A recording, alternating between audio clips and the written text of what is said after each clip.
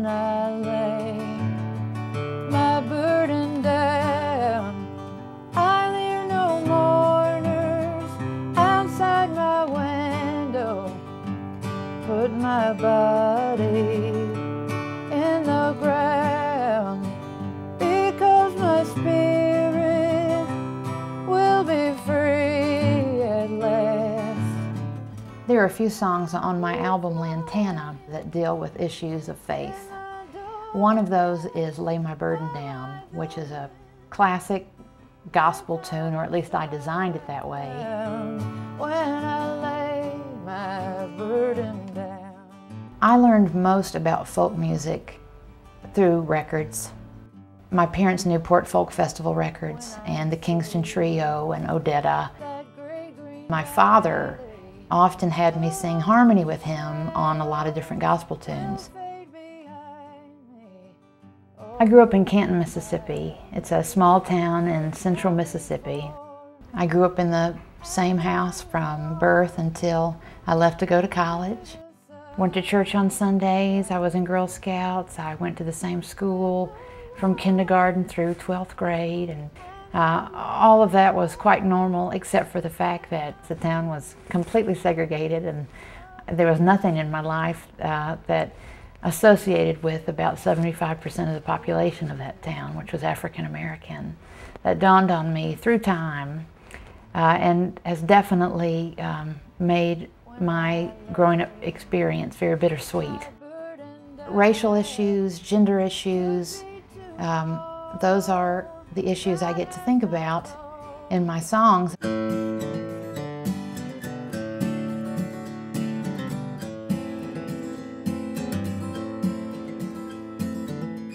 Small town stars shine bright for a day.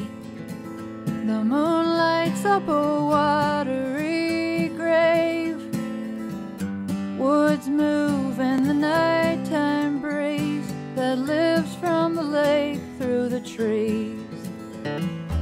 The story of Susan Smith, the 23-year-old mother of 2 young boys, is a horrifying story. I don't know why she committed this horrific act, but to me it seems like an ultimate contemporary Southern Gothic tale. And it is the worst of murder ballads in which a woman kills her children. I watch my car sing silently, my lover's sweatshirt wrapped around me. On a black man I blame the crime, with moans and screams and cries. She's a white woman in the South, and white women in the South have always been an image of purity and innocence and loveliness, and a lot of great violence has been done in the name of the Southern white woman. She was greatly self-deceived. She was in love with a man. She was waiting for him to respond.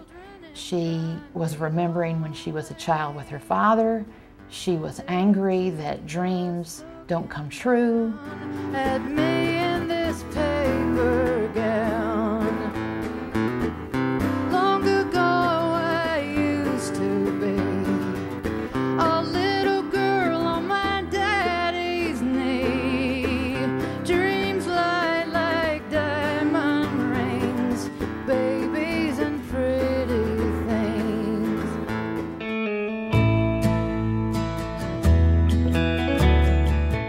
I joined a bluegrass band in Oxford, Mississippi called the Sincere Ramblers.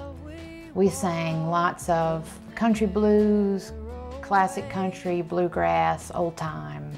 And we approached a local bookstore owner and said, can we have a live audience radio show in your bookstore space? And so Thacker Mountain Radio began that way. Peter Rowan was an early guest, and he looked at me and said, you need to start writing songs.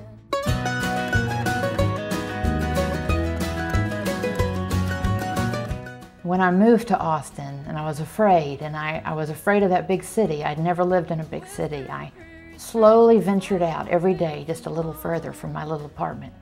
But I prayed, dear Lord, please, can I have a gig somewhere in Austin by Halloween? And, you know, I barely had any songs of my own, but I was writing by that time. And on the 29th of October, Peter Rowan called me and said, I want you to come play a show with me in Bandera on Halloween, and I want you to sing some of your songs. So, you know, I did. I made a demo in Austin and shopped it around, and no one accepted it except Stubbs Barbecue, which happens to be about the best venue in town.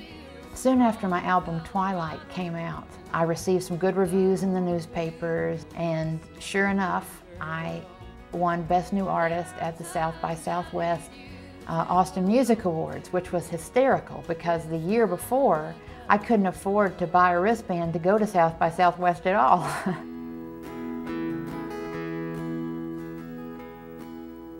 Sun comes up in the morning. I wrote Song for Faye initially for a tribute album for Larry Brown. Larry Brown was a Mississippi writer who lived in Oxford and died in his early 50s just a couple of years ago.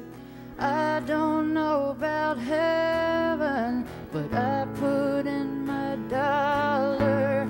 Let's see what it buys me, rest and a little dinner. Faye is a classic character, and I can relate to her in that she was trying to figure out how to be a woman, and our paths aren't exactly parallel, but she thought about motherhood. She thought about how men looked at her as a woman. She traveled. She considered her faith.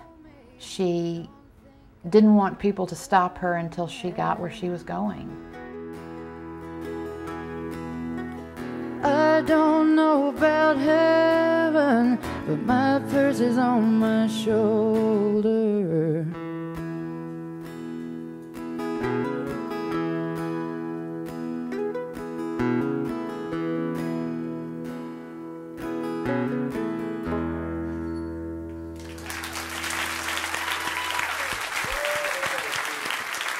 Thank you.